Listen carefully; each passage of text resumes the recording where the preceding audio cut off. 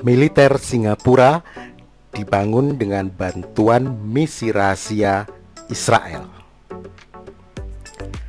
Negara ASEAN manakah yang anggaran militernya paling tinggi saat ini? Singapura. Negara ASEAN terkecil ini pada tahun 2020 memiliki budget militer sebesar 11.020 juta US dollar di atas Indonesia yang hanya sebesar 9.488 juta US dollar. Habibie pernah menjuluki Singapura sebagai Little Red Dot, titik merah yang dikepung oleh dua negara muslim, Malaysia dan Indonesia.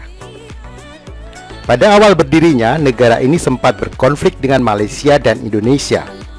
Ancaman yang dirasa abadi oleh Singapura sebagaimana negara Israel yang dikepung oleh negara-negara muslim Arab. Singapura awalnya adalah negara miskin yang berhasil dibangun oleh pemerintah Lee Kuan Yew yang berkuasa selama 20 tahun menjadi negara paling kaya di ASEAN dengan pendapatan per kapita 71.690 USD, yang artinya setiap orang Singapura 14 kali lebih kaya dari orang Indonesia yang pendapatan per kapitanya hanya 4.922 USD. Singapura memiliki hubungan istimewa dengan Israel yang dulu disembunyikan dari negara-negara tetangga yang merupakan Israel haters, pembenci Israel. Pada awal kemerdekaannya, ketika masih miskin dan lemah, Singapura dibantu oleh Israel dalam membangun angkatan bersenjatanya. Pelatih-pelatih militer didatangkan dari Israel secara rahasia, dipilih orang-orang berkulit gelap dan diakui sebagai orang Meksiko.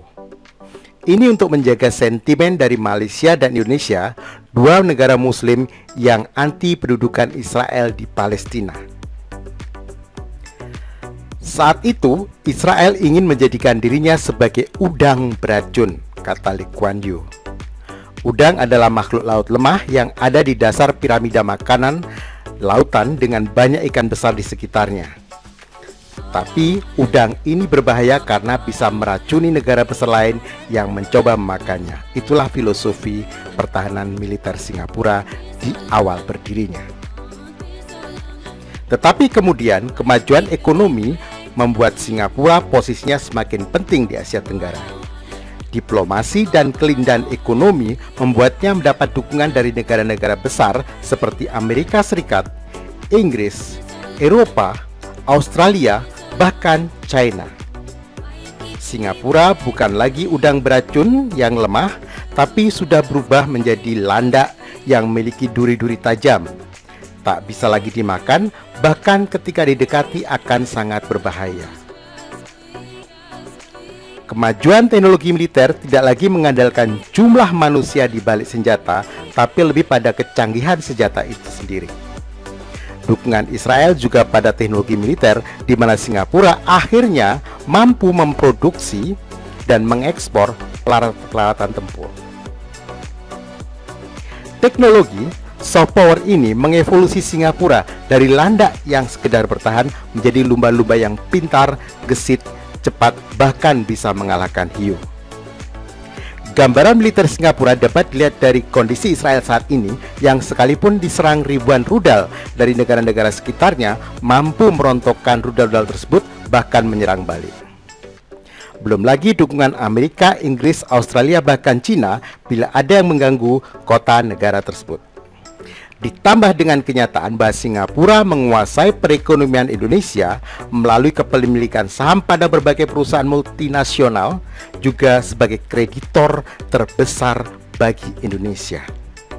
Sebutan Small Red Dot dari Habibie membawa makna yang sangat dalam tentang Singapura, yang dianggap sebagai surga pelarian uang hasil korupsi dan penjarahan kekayaan alam Indonesia sejak zaman Orba. Kasus Petral, anak perusahaan Pertamina yang menjadi sumur korupsi mafia minyak Indonesia di Singapura, adalah salah satu contoh di samping banyak kasus lain yang terlalu banyak untuk diurai satu persatu. Bahkan untuk melindungi para koruptor Indonesia yang lari ke sana, Singapura tidak mau mengadakan perjanjian ekstradisi dengan Indonesia. Dulu kita bisa cuma menyepelekan negara kota Singapura dikencingi 5 juta WNI saja pasti tenggelam. Tapi kenyataannya untuk menyentuh pun saat ini kita tidak berdaya. Tenaga kerja kasar di Singapura tidak didatangkan dari Indonesia, tapi Bangladesh, Myanmar, dan India yang letaknya lebih jauh dan tidak memiliki sentimen atau sejarah permusuhan. Singapura bukan lagi udang beracun yang bisa membahayakan kalau kita makan, juga bukan lagi landak dengan duri tajam yang tidak tersentuh. Dia adalah lumba-lumba cerdas yang bisa mempermainkan negara-negara sekitarnya. Pandai berdiplomasi, memiliki senjata tempur yang canggih, juga pandai menyerap ekonomi dari negara tetangga termasuk Indonesia.